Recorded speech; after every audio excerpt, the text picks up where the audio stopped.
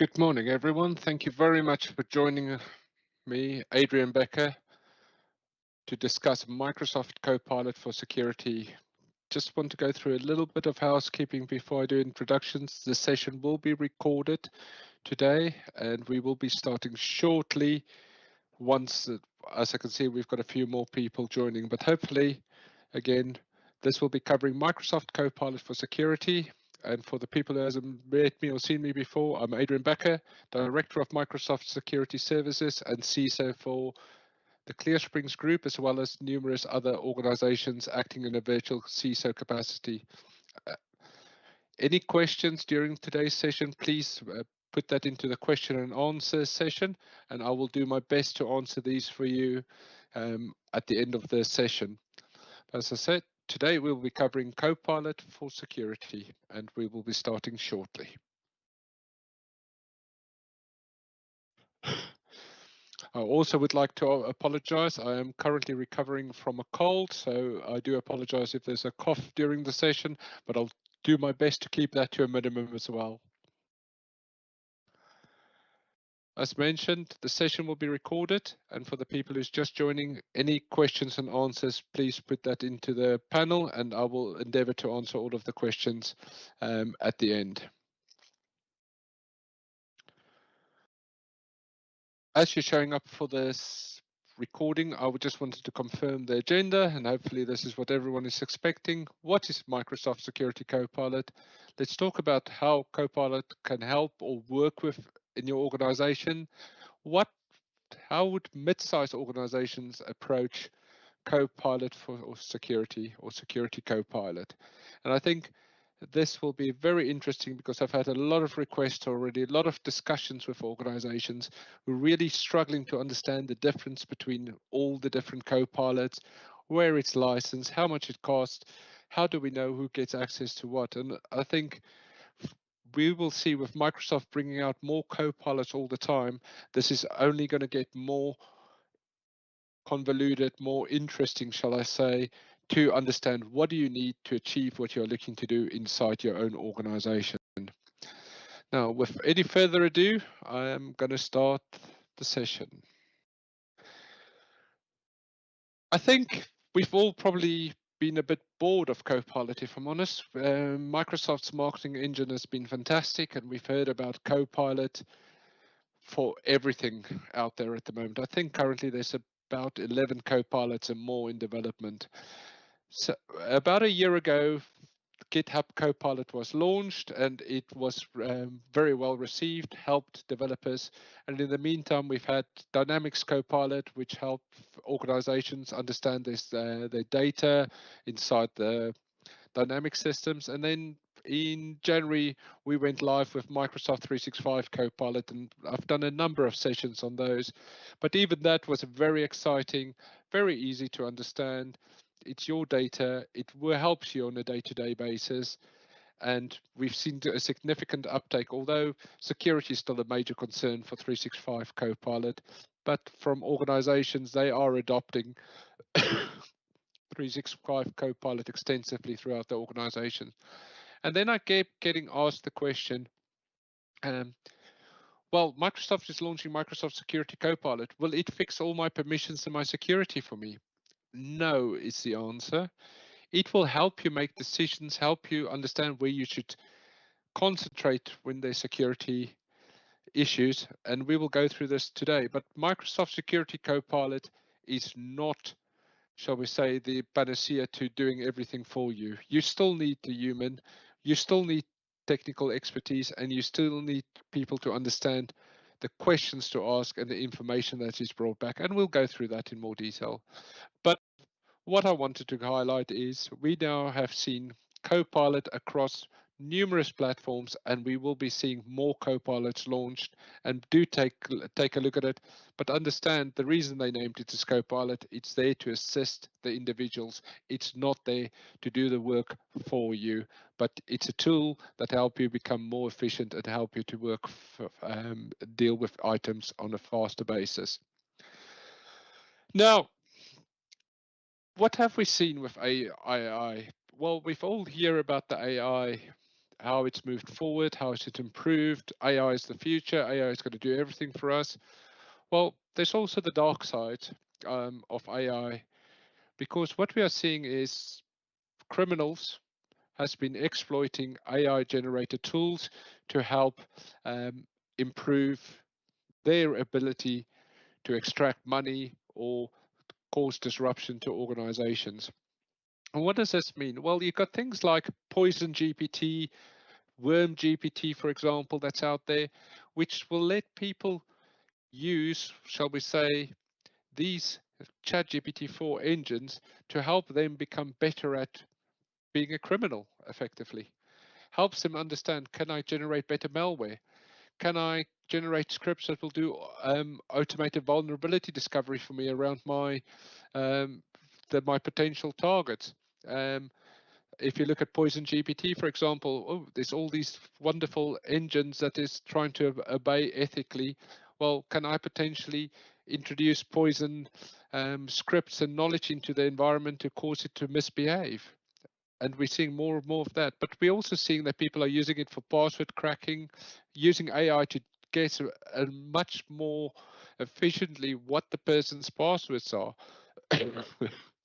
Also, how can I write better phishing emails? How can I create better social engineering? Let's make it much more targeted. Let me automate that process. Let me automatically go and scrape the Facebooks, bring that information in together, and then ask the question.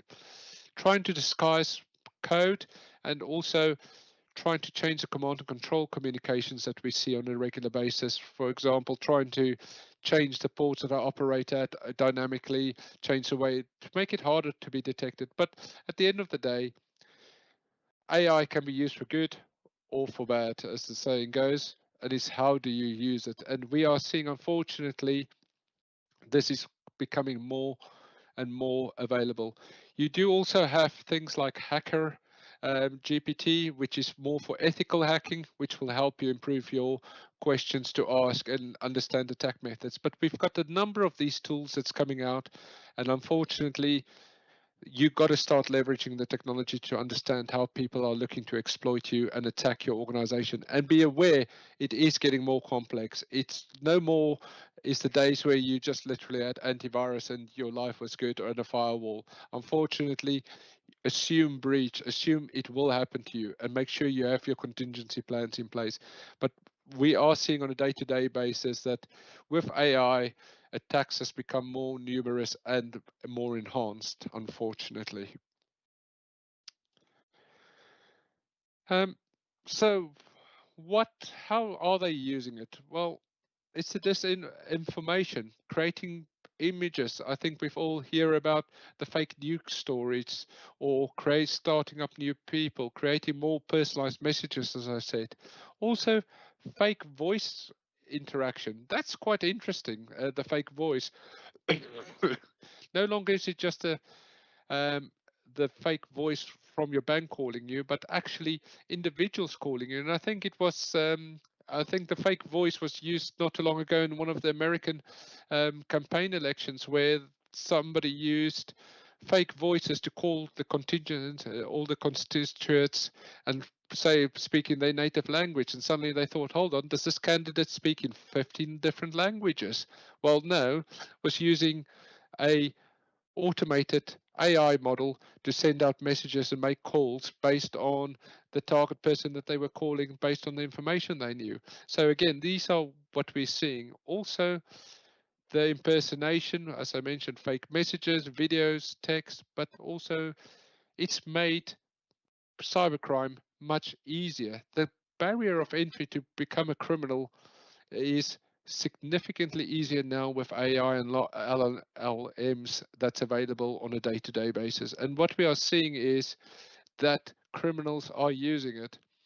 And from a point of view, this is just going to become more and more prevalent. So it does mean that, unfortunately, businesses, organizations, individuals need to be aware of it, not just in their professional capacity, but in their personal capacity, because criminals are getting smarter. And at the end of the day, yes, there's all of the disruption that's being aimed at, but in the majority of the cases, it is ways that they would like to generate more revenue and make money out of individuals.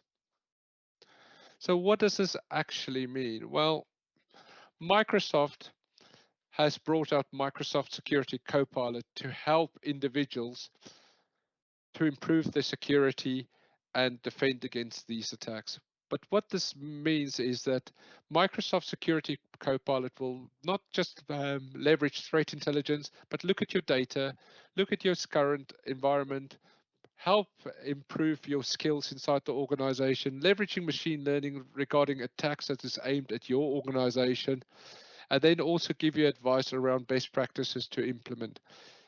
That sounds fantastic when you look at it at face value, but this is the marketing message. I think what I would want to do as we move forward is keep it realistic. You still need to understand what questions you need to ask of the system. They're actually creating prompt books, and we'll cover through this more often, where you can guide your cyber security experts to ask. They're also creating prompts that people can use in GitHub to help understand what type of questions you should ask in each of the different areas. What type of questions? Because it is much more complex regarding asking questions, and I will come on to it why you should be very targeted and what you ask of Security Copilot as we move forward. Now, how does it work on a day-to-day basis? Well, the analyst or the individual submits a prompt into the system. Security Copilot then runs through it, understand the initial context, what skills should be available, build context by going through all of the connected models, uh, try and understand in what context you were asking it for your specific organization. Give an example is, which 5 top alerts should I target today from Purview?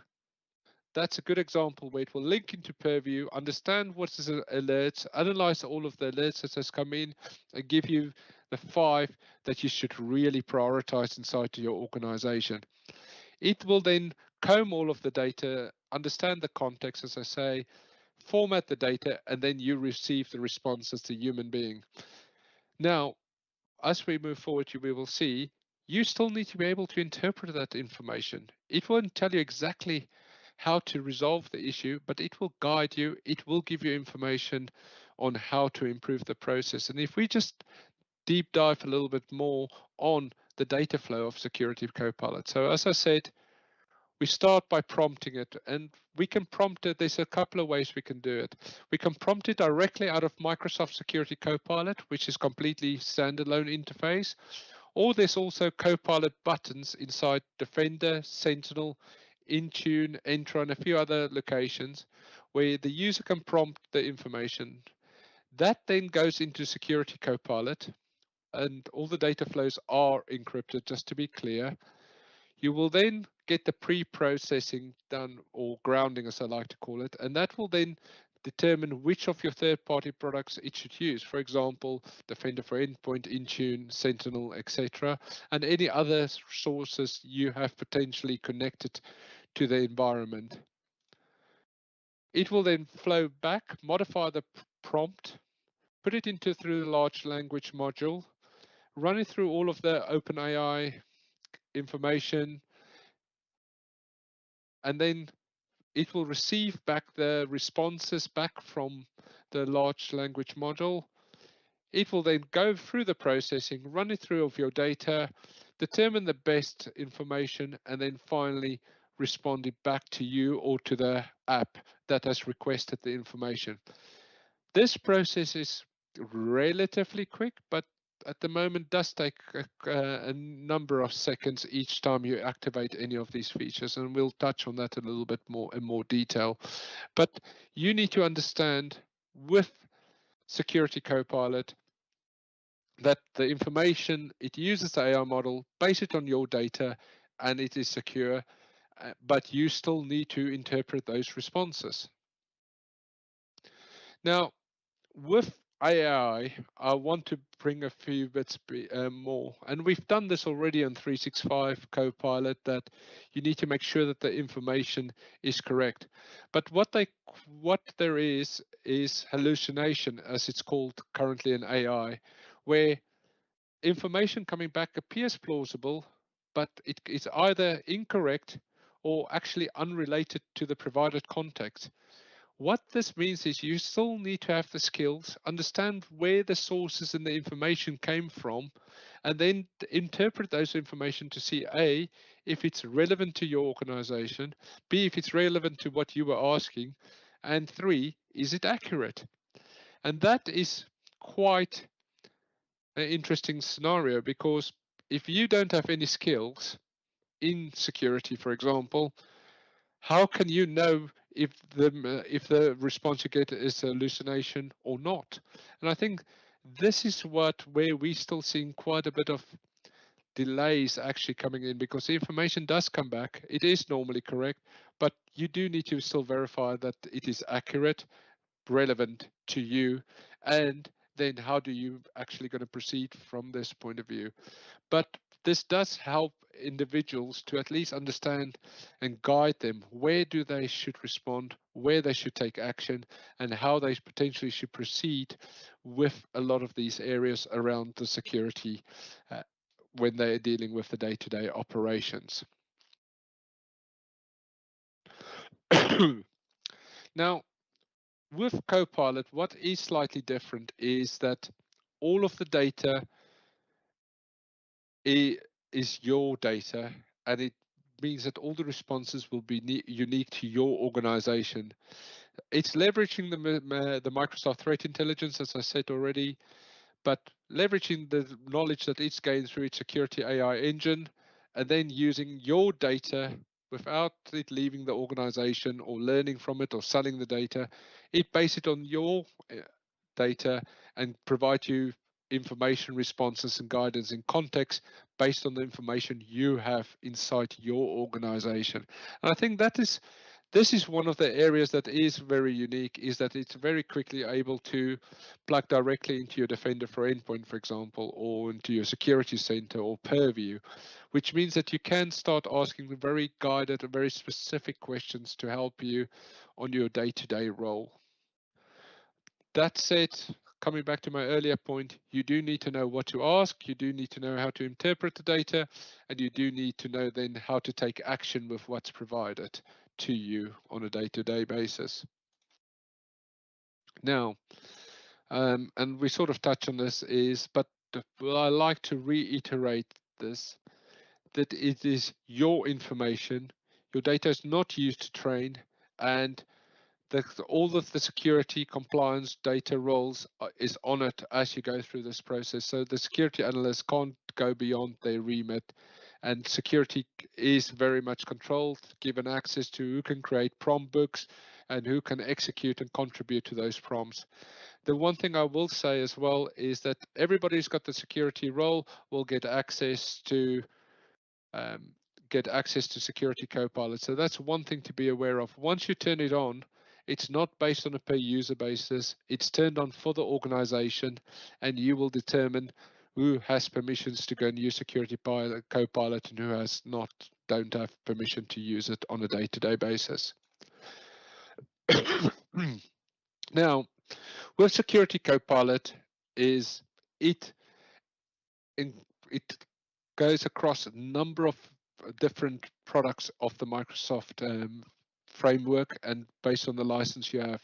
So what it covers is it leverages the Microsoft Threat Intelligence on a bring that information into it, but then in context looks at your Microsoft Defender, Sentinel, Entra IDs, Intune, Priva, and Purview, which means that it touches all of your security layers inside of your organizations. And you will get more out of Security Copilot the more of these technologies you leverage and the more you've got turned on to understand what information you have. And a good example will be, for example, with Intune, please review the effect of this conditional access policy for me, please. And it will analyze the policy, explain who it applies to, what it does, how does it going to affect the users, and that will help them on a day-to-day basis. Or you add a number of risky sign-ins in Entra, analyze the risky sign-ins, which users should I prioritize. But Entra will very much help you, Copilot, across all of these different organizations or organizational units inside your organization. Where we are seeing areas or high usage is where it's integrated, where people just fire up Copilot every time they click on an incident or an item. Personally, I prefer using the standalone version of Security Copilot, where I can use prompt books, for example, to bring information, and that is we'll cover off prompt books in a little bit more detail. But to be clear, you are currently Copilot touches Defender, Sentinel, Purview, Prevo, Intune, and Entra, and we can deep dive into more of these areas in the next few minutes. Now, as I mentioned, you've got the standalone experience and the embedded experience. With the standalone experience, you will go to securitycopilot.microsoft.com and you can go and use it and have it available.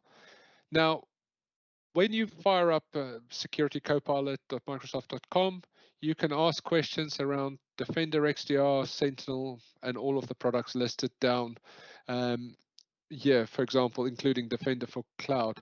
But what it does mean is if you need to do rapid investigations or you need some more analysis regarding a specific incident or script, that's where the real benefits come into, where you need a script analyzed, because we've all been there where you've got potential code or malicious code that's been executed and you want to understand, well, what does it actually do? You will also let you help then assist with finding what the next step in that process is. But I think from a point of view as well is you still need to know what to ask. You still need to know how to frame the questions. Although they do have books that you can execute and you can create your own, you need to be able to understand how do I ask the questions, and you do need to have some of the advanced skills as well to use it.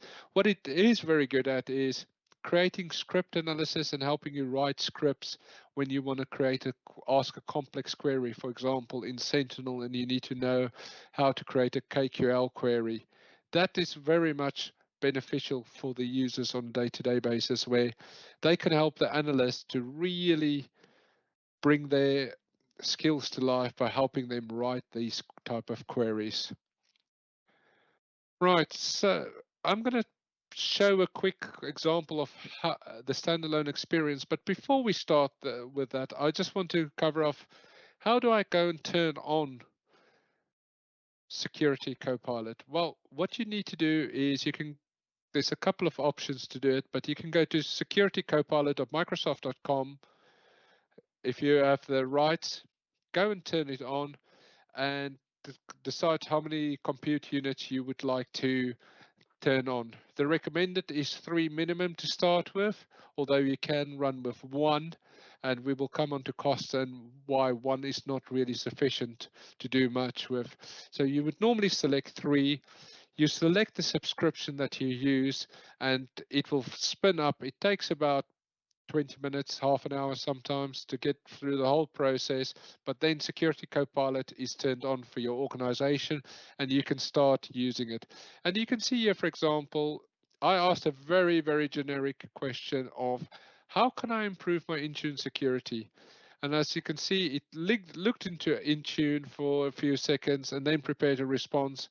And it came back very generic because we have quite a complex Intune security policy already, and it was just looking for the default device compliance policy, which we superseded because we don't want it to be used. So again, this is a good example where I asked a question and it didn't give me a great response, if I'm honest, because it was a very bland, very generic question that I asked of it. And this is where the art of prompting is going to come in. The better the quality of the prompt, the better the quality of your question that you ask of the environment of Security Copilot, the better the responses will be.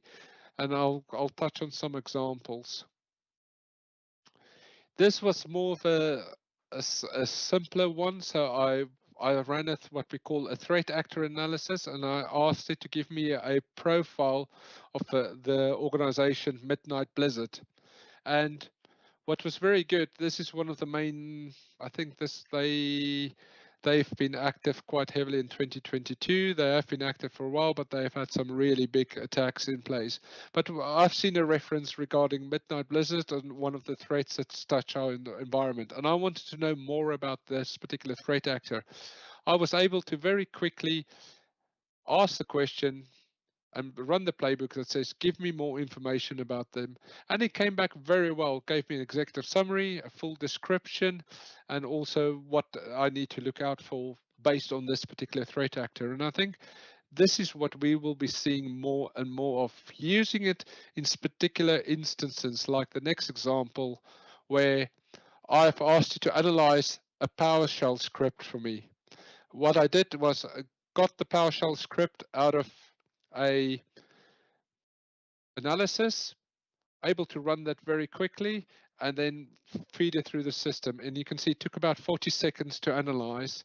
That's provided and it gives me a great big, it gives me a breakdown regarding what exactly is being asked, what is it doing, what's it doing during each of the lines, and what the next steps are. So suddenly, as an analyst, if I wasn't sure, I can get that second opinion to help me understand what is the system currently asking of me? What is the script going to do? How is it executing? What's the potential impact it has on me or on the environment that I'm operating in? And I see this very much as a powerful add-on and a powerful assistant regarding understanding what questions to ask. And I think this is where people will need to spend time, is helping the engineers creating those books regarding what questions they should be asking of the system to get more information. You can also manage your resources. What is it connected to? What do you want it to connect to? What you don't want it to connect to, for example. And this is very useful because you can then decide what plugins do I want in place on an ongoing basis. What information is in scope, what's not in scope. So for example, until we fully tested Purview, disabled that at the moment. For example, you can have that, but you also get it even you can plug this into your other threat intelligence. You can plug it into other organization, other help desks, for example, like ServiceNow or Splunk, if you're not using Microsoft Sentinel. But the whole idea is that there will be ways that you can plug in your security copilot into all of your other solutions. So for example, like Netscope as an example, and there's more being added all the time right now. It will be like Sentinel with more and more plugins available that can be utilized around the environment. Now, this gets made available, and the next step is going to become absolutely critical. You remember when I said you need to spin up a number of compute units.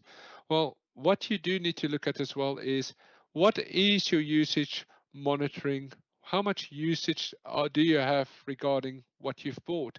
And the reason I'm going to mention this very clearly to everybody is your units, you buy the number of processing units per hour that will help you understand questions or drive questions inside the organizations. Each of these units are $4 per unit per hour. So Microsoft recommends that you start with 3 units to start with. That's $12 per hour. That's $300 a day that you operate.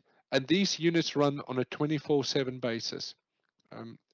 Anybody else that's good at maths? That's about $100,000 a year to run this. So and in this example, I spun up 1 unit, and with 3 queries, I actually hit the bottleneck that said, sorry, no more queries can be processed during the next hour, because I basically ran out of capacity. And you will need to start monitoring it and start thinking, what am I using my systems for? Am I going to use it to make it available to everybody, or am I going to limit it to 1 unit or 3 units and be very careful what I use it for on a day-to-day basis?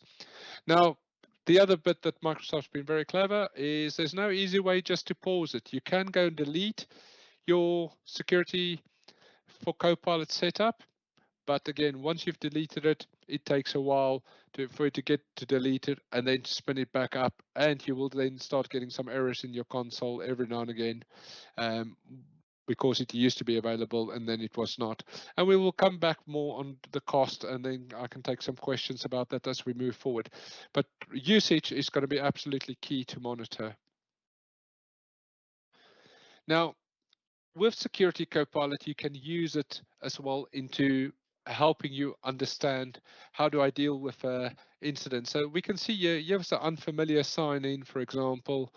It will give us what was the incident, how you should contact the user regarding unfamiliar sign in, and it will give you this guided response automatically on as you move forward. What is interesting, it will pre-write the email for you, but all of this is taking compute units. So I don't see this as a potential great way of spending your precious resources, if I want to put it that way, because these compute units are precious.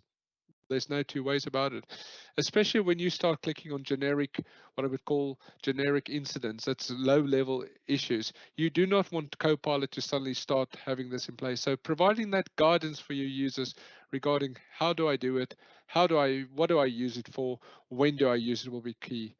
And coming back to what I just said earlier is the compute units are not cheap. So I've just gone into the Security Copilot and very quickly ran up, if we have it hosted in the UK South Edition, I would like 3 security compute units, which is what Microsoft recommend. What's the cost of running that per month? It's £7,000 sterling per month for 3 compute units. That's £84,000 a year. It is, if you're turning it on, you need to make sure you're going to get value out of it. You know what you're going to ask, you know how you're going to use it on a day-to-day basis, and that you have the people that can drive this and take full advantage of this environment.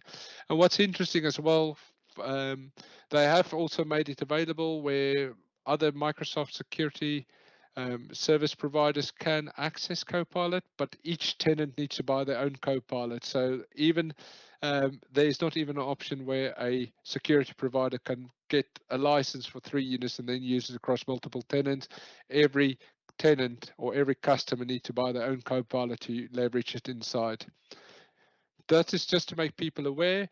Very quickly, do not go and turn it on and then forget to delete it afterwards. Please go and test it, explore how it will work in your organization, but do think about how much it's going to cost and be aware that it can rack up very quickly the cost. So even if you limit it to 1 secure compute unit, you're still looking at about £2,300 for the month. And if you times that out, you're getting close to about 27 or 28,000 pounds a year, roughly, at the current exchange rate. Because that's the other bit. It is Azure consumption, so you will see differences in prices depending on the exchange rate as Microsoft flex the exchange rate into your Azure bill every month. Now, with Security Copilot in Intune, I already mentioned that earlier, but you can look at things, for example, what vulnerabilities do we have in devices? Tell me any compliance issues, conditional access policies, or conditional issues, and you can very much use the built-in Copilot to answer questions or respond to it. You can see create a policy, and it will help explain to you the type of policy you want. It will guide you through how do I create a policy, for example. But you will can access this directly inside Intune, and then ask and leverage the questions on the right hand side of Copilot in each of the environment. You can do the same in Entra, for example. With Entra, we can say, how can Copilot help me troubleshoot? So we can investigate rapid risk investigation, for example, explore who signed in, why. This again should give you more efficiency, help you, but we're seeing this very much again, guiding users, guiding security analysts that maybe lack experience or just need to process large volumes more quickly inside an organization. But again, coming back to the compute unit, You will need a lot of these if you have more than one or two people accessing it simultaneously. It will burn through those compute units very, very quickly in an hour. Again, monitor your usage, understand the type of questions, and make sure you use it when it's needed. Uh, the area that I'm very excited and personally, and I'm exploring more how we're going to be using this inside Softwerx, for example, is Copilot in Purview, because that's normally the area that I get a lot of questions around. How do we improve our data management, our data utilization? How do we get better from a day-to-day basis with security and compliance? And with Security Copilot in Purview, for example, I can see that really, really making a big difference, because you can ask it, what's the 5 threats, current data breaches or alerts that I need to go and investigate? And that is what's really going to benefit users, because Purview is relatively complex. There's a lot going on in Purview, and we're seeing that organizations struggle to manage the data. They're all about the security, and we all want to do the right thing. But as CISOs, as information security specialists, as security, it's the data that really matters. That is what's very important to us. What PII data, what potential theft have we seen, what classified information is leaving the organization, what critical business is leaving the organization. And that is where Purview can help, but it also is very complex. But now with Security Copilot, I can see that a lot of these incidents can be improved. For example, how to assist with doing a data discovery, or guidance needed on, in plain English, on how do I go and do a subject access request. So we're seeing more and more of these areas, and I believe that Copilot is going to increase its usage inside Purview significantly. But again, we will touch on Purview as we move forward, because I'm getting a lot of requests regarding what's happening, how do we use Purview, how do we do our data classification, how do we start leveraging it. But again, this will be covered on, and I might as well cover it now. We will be looking, as we run the CISO series, to dive deeper into Microsoft Purview. And it's actually, Purview is going to be one of our sessions for May, so I won't continue talking about that. But coming back then, regarding, in summary, before we go to the questions and answers, is it's an enterprise resource. You still need your skills to use the solution. I think for everybody around the room, pricing is going to be a barrier unless you're a large enterprise. 28,000 pounds for one compute unit, it's a significant investment. So unless you can get value out of it, get true value on how to best use it, it's going to be one of those areas that the mid-market is not going to embrace very much, from my point of view and the feedback I've received.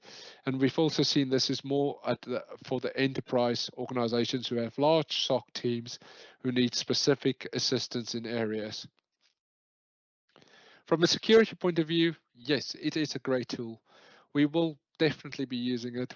I think Microsoft will rethink how they're going to use it. But in summary, pricing is still going to be a barrier for the mid-market. What I do see people doing potentially, if there's a security incident going on, go and spin up Security Copilot, get it running, utilize it for 3, 4, 5, 6 hours, and then go and delete it afterwards. I can see that's potentially happening where you have a targeted specific issue that you're trying to resolve or need some assistance with. But if you don't have the skills to interpret the results, make sure that the data is valid, make sure that it's not hallucination that you're seeing, for example. It's not going to effectively make an administrator a security expert overnight. And that's the bit that I do want to make sure. And this is why it's called Copilot for Security. You still need your security skills before you can just go ahead and embrace Security Copilot. I am going to just cover off a few other bits and pieces. we're still getting a lot of requests on when we have, how do we start with security? And my message to users are still think about getting a security assessment inside your organization. And what I'll do now is let's go to the questions and answers and see if there is any questions. So let me just double check. Sorry, I'm going to take me a moment. Will the deck be available to share after the session? Yes, I'm sure we'll be able to share that with everybody. Faith has put it in. Perfect, perfect. Have it. Let me just see if there's any questions coming in. Do that in place. No, not got some questions coming in from LinkedIn. Will Security Copilot really help us reduce the number of analysts we need? Well, that's an interesting question that I always get, which is very interesting. I don't personally think it's going to help you reduce the number of analysts you need on a day-to-day basis. I can see the analysts potentially improving and speeding up some of their queries, making them more efficient. But will it will it automate your responses? Will it mean that you don't need internal skills? No, I do not see that being the case at all. I think as users move forward, they will need you will need more training. You will need to create more prompt books. You will need to educate your users on how do I ask questions of Security Copilot. I think you won't reduce the number of staff. It will just make them more accurate and improve their performance on dealing with real-time incidents that's happening inside the organization. At the moment, those are most of the questions we've had so far. If I'll give it one more minute for any other questions while I'm just finishing up, but please feel free to engage with Softwerx. As I say, if you have seen anything today that you want more detail or too shy to ask, don't hesitate to reach out to me. My LinkedIn details has been provided. Send me an email. Sign up to our future security events. And as I said, we will be running our next CISO series workshop, which at the moment looks like it's going to be Purview. Because we've had a lot of requests around this, most likely will be an overview, and then we can deep dive into more details of that area. But today was very much the latest Security Copilot, which we had a lot of questions on.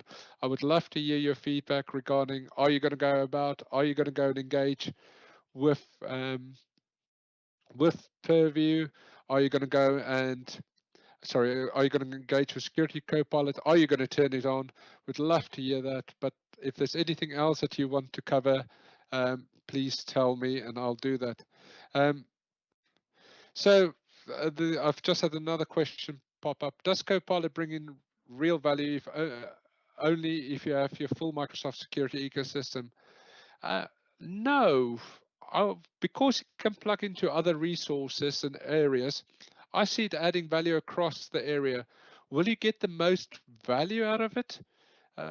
Yes, you'll get the most value the more you have turned on, but Copilot will link into numerous other environments as well. So other resources, other technologies like ServiceNow, help desk information, other threat intelligence.